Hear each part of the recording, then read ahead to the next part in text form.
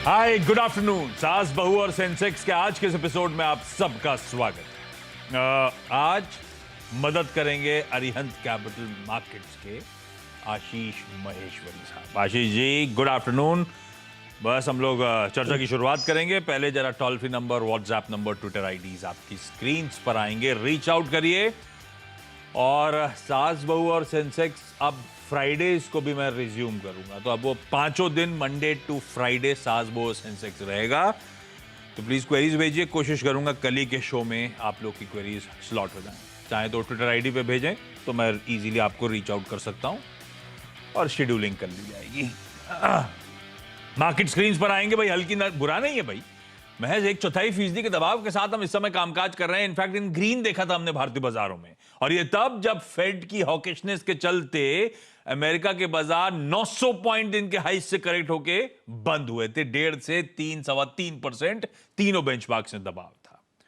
तो यूएस के फेड ने 75 बेसिस पॉइंट्स का हाइक अनाउंस करा, और जितनी होप्स थी कि दिसंबर में फेड स्टेप डाउन करेगा, यानी कि 4 बार 75 बढ़ाने के बाद शायद वो क्वांटम रिड्यूस हो जाए। बढ़ाए लेकिन शायद 50 बेसिस पॉइंट बढ़ाए। ये लार्जली बाजार दुनिया भर के फैक्टर इन करने लगे थे पिछले कुछ दिनों में। नैरेटिव ऐसा क्रिएट हो गया था। पर फेड की उस प्रेस कॉन्फ्रेंस, जेरोमी पॉवेल साहब के बयान क्लियरली इंडिकेट कर रहे हैं फिलहाल तो ऐसा कोई मन नहीं, और वो टर्मिनल रेट को लेकर भी अब असमंजस था। पहले सब मान रहे थे 5% तक फेड अपनी ब्याज दर बढ़ाते बढ़ाते ले जाएगा। 3.25 से 4% ऑलरेडी हो चुकी, वो बैंड 4% पे पहुंच चुका है अपर एंड। 5% तक ले जाने की टर्मिनल रेट की बात थी। अब तो उसको लेकर भी कंफ्यूजन है, तो इसीलिए यूएस के मार्केट्स करेक्ट कर गए।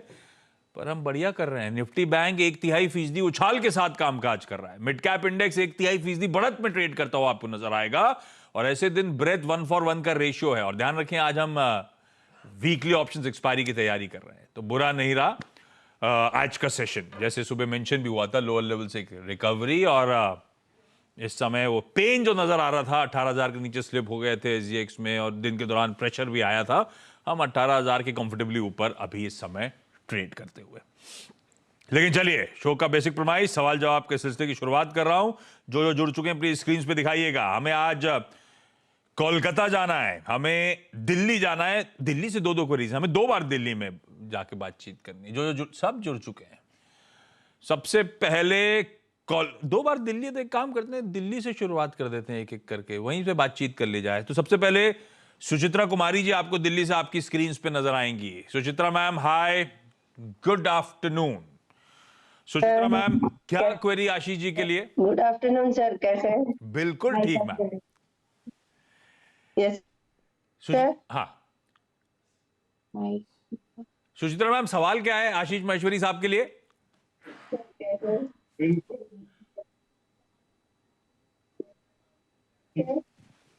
मैम, आवाज आ रही है?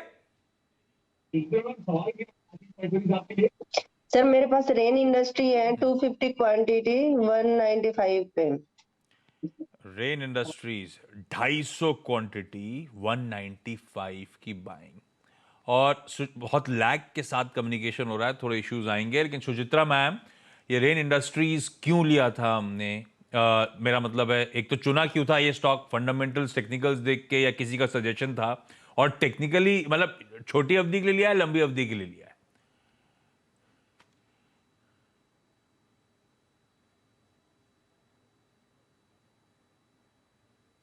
ये मैंने लॉन्ग टर्म के लिए लिया है, इन्वेस्टमेंट के लिए।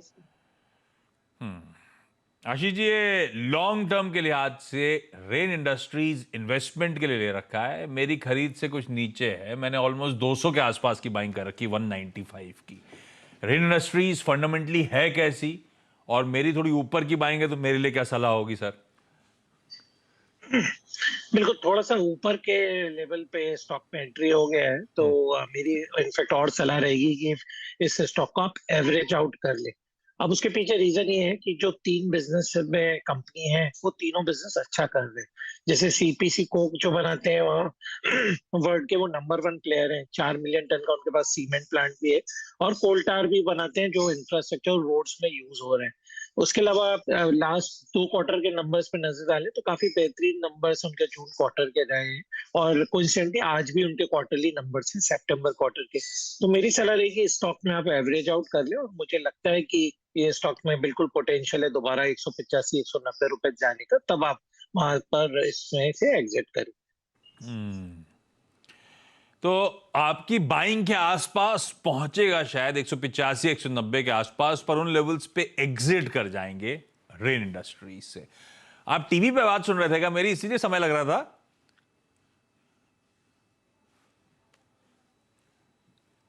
जी सर। हाँ, उस टीवी में ना थोड़ा सा ज्यादा लैग आता है, तो थोड़ा सा इसीलिए आप लोग अपना टीवी म्यूट रखेंगे तो ज्यादा अच्छा कम्युनिकेशन हो पाएगा अपन लोग के बीच में।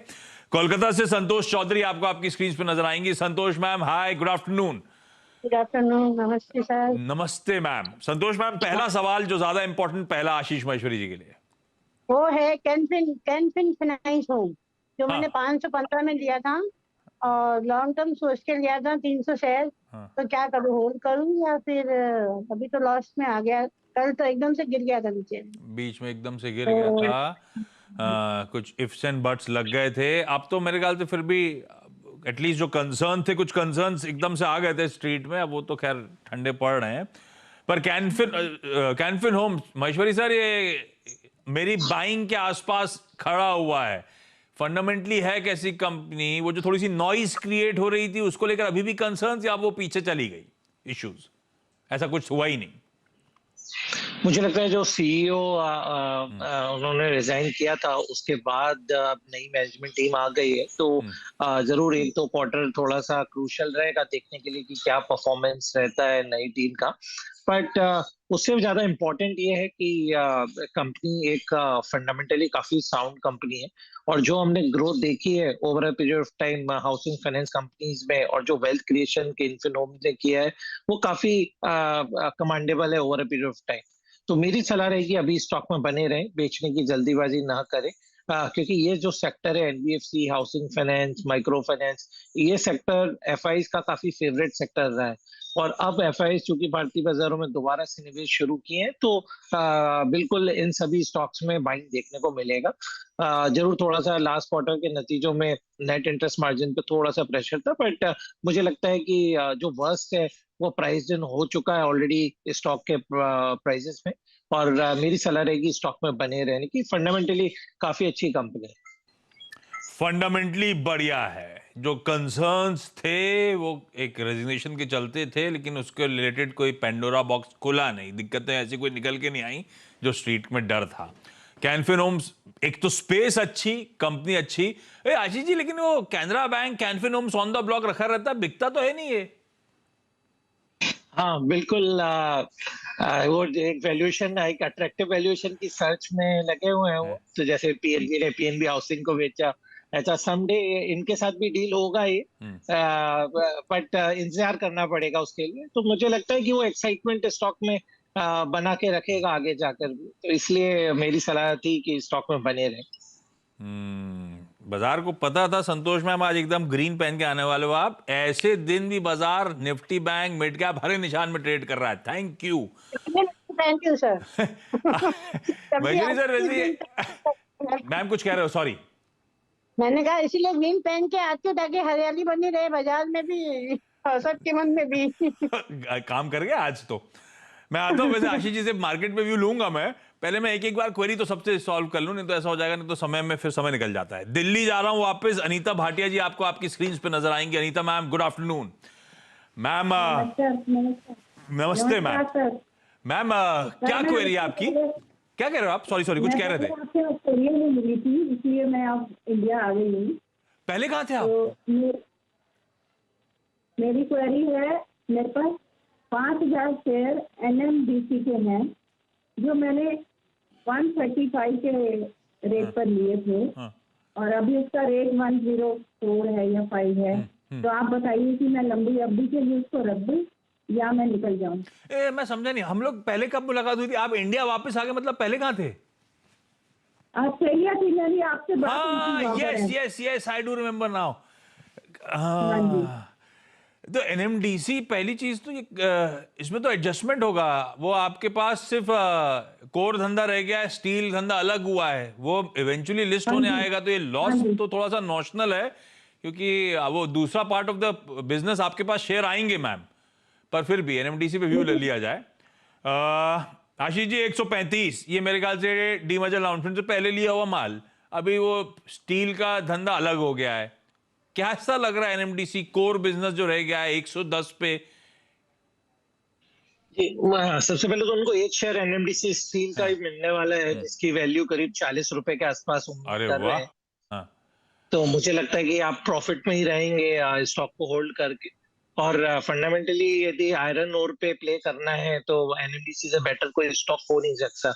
और मेरा मानना है कि 10,000 करोड़ कमाने वाली कंपनी आपको अभी भी 33,000 करोड़ के मार्केट कैप पे मिल रही है।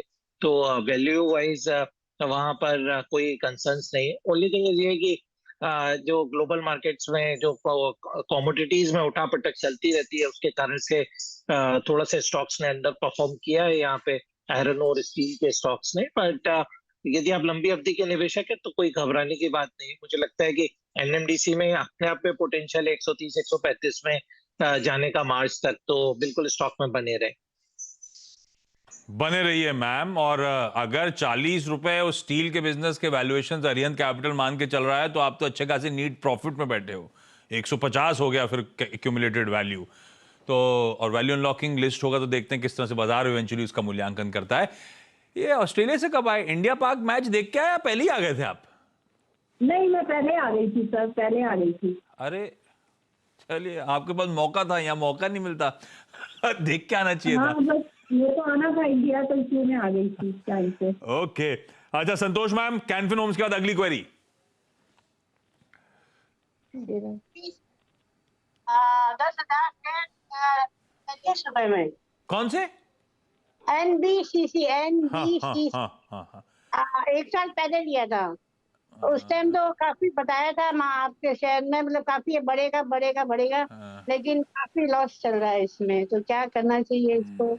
क्या इसका कुछ ग्रोथ है या समझ गया मैं। नहीं, सही कह रहे हो आप। ये चमकती हुई सरकारी कंपनी थी, मुझे याद पड़ता है 3-4 साल तो सबसे बेहतरीन सरकारी कंपनी में जिसने रिटर्न्स दिए होंगे स्टॉक ने, वो था एनबीसीसी। और वहां से जब करेक्ट हुआ तो अब ये ऐसा कंसोलिडेशन में फंस गया नीचे की तरफ कि चलने का नाम ही नहीं ले रहा। तरह तरह के ऑर्डर खरीद बुकिंग के अपडेट्स आते हैं तो भी स्टॉक हिला नहीं पाते। महेश्वरी सर क्या करें? एनबीसीसी सबको बहुत पसंद आता था, और सरकार के प्रोजेक्ट एग्जीक्यूट करने वाली नोडल एजेंसी, बहुत फायदा होगा, और हुआ स्टॉक तो अच्छा रिटर्न देता था। अभी ऐसा गिरा है कि संभल ही नहीं पा रहा है सर। और मेरी खरीद तो अच्छे खासे ऊपर है, 44 की बाइंग 32 पे खड़ा है। इनफैक्ट मैं जब भी किसी चैनल पे बात होती है तो मैं देखता हूँ कि एनबीसीसी एक ऐसा स्टॉक है जिसमें बहुत रिटेल निवेशक फंस गए। और उसके पीछे रीजन ये है कि कंपनी का जो परफॉर्मेंस है वो डिक्लाइनिंग मोड पे काफी समय से है। इनफैक्ट लास्ट 2 क्वार्टर पे भी लॉस ही परफॉर्म करती है। प्रीपैच करिए आशीष जी को, दिक्कत वहां पे आ रही है। इस बीच अदानी विल्मर के नंबर्स आते हुए EBITDA घट गया है, अच्छा खासा घट गया है। 430 करोड़ से घटकर 255 करोड़ रुपए के आसपास इस कंपनी का EBITDA। तो मतलब मार्जिन जो 3.25% प्लस थे, 1.25% के आसपास आ गए। मार्जिन में अच्छा कॉन्ट्रैक्शन, नंबर्स आते से ही वो स्टॉक करेक्ट होता हुआ। विल्मर वो स्टॉक्स में से है जिसने गजब के IPO के बाद चाल चली थी। अब थोड़े से नंबर्स डिसअपॉइंटिंग, इसलिए आप देख रहे हैं थोड़ा सा प्रेशर माउंट होता हुआ। वॉल्यूम ग्रोथ मेरे ख्याल से 9% के आसपास अदानी विल्मर की। दरअसल क्या हुआ, ऑपरेशनली वीक, EBITDA 40% साल दर साल गिरा है। मार्जिन्स 3.25 से घटकर 1.25% के आसपास पहुंचते हुए कॉन्ट्रैक्शन हुआ है, और उसका खामियाजा अदानी विल्मर का स्टॉक दिखाता हुआ। पहुंचेगा आशीष जी? रेडी हुए? हाँ, तो आशीष जी एक बार रेडी हो जाए तब उनके पास जाऊंगा। मैं कंटिन्यू करूंगा आप ही की एनबीसीसी की क्वेरी जहां उन्होंने छोड़ा था। इस बीच जरा मार्केट का एक्शन समाप्त कर देता हूं।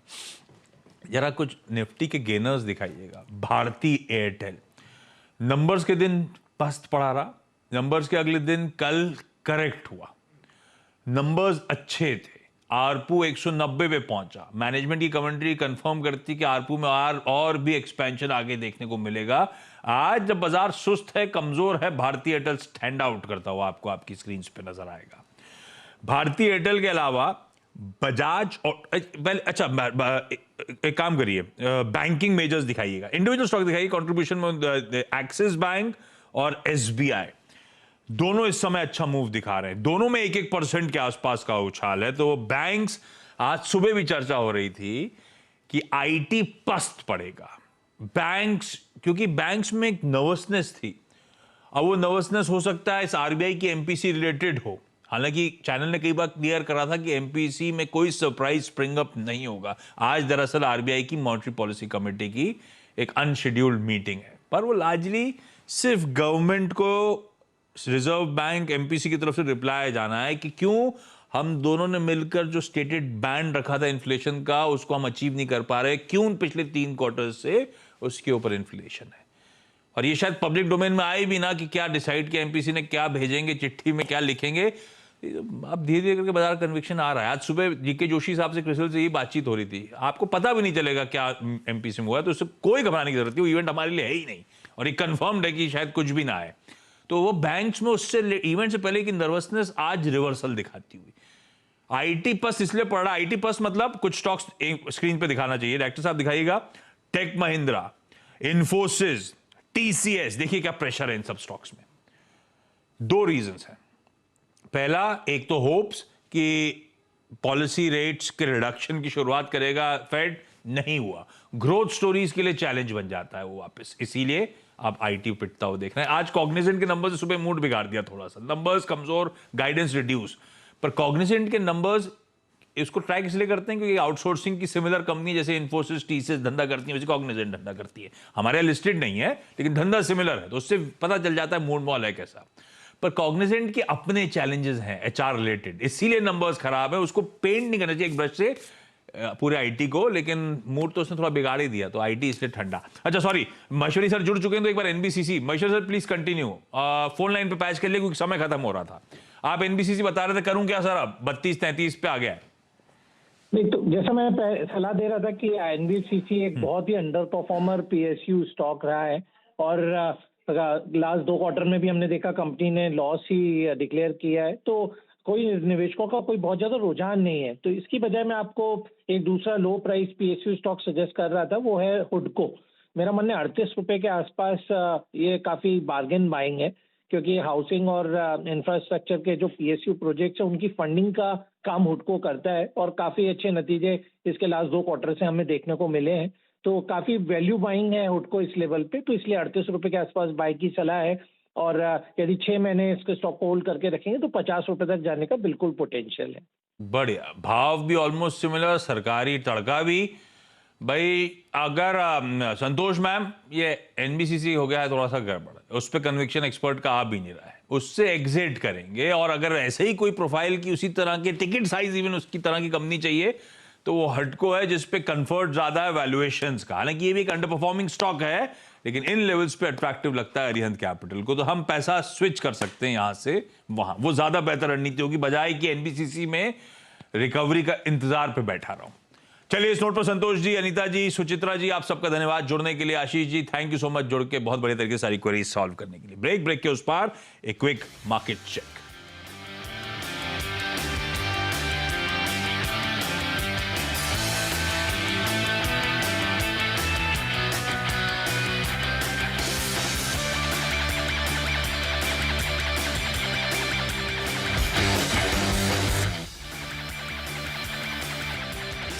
चलिए भाई, ब्रेक के बाद आपका स्वागत है। मिड कैप्स में मिला जुला रुझान है इस समय, slightly in green trade, breadth 1 for 1 का रेशियो, पर कई मिड कैप स्टॉक थोड़ा सा पेन झेल रहे हैं। मिसाल के तौर पे आज वोल्टास, उसमें ब्रोकरेजेस के अपग्रेड सब खबर आई थी, ब्रोकरेजेस का भरोसा 1100-1200 के टारगेट्स। देखिए वोल्टास का हाल, 5% दबाव। इप्का लैब जैसी स्क्रीन पर आएगा, प्रेशर माउंट होता हुआ। कई सारी मिड कैप आईटी कंपनीज दबाव में, कोई कोफोर्ज, कोई इन्फोएज, टेक महिंद्रा तो खैर लार्ज में आ गया, लेकिन फिर भी 2.5% दबाव। तो पेन काफी है कई सारी पॉकेट्स में, और स्टॉक स्पेसिफिक एक्शन तगड़ा है। ऐसे में ब्रेक के उस पार मिड कैप मंथ में इसी पूरे यूनिवर्स को बहुत बढ़िया तरीके से मैप करेंगे। नमस्कार।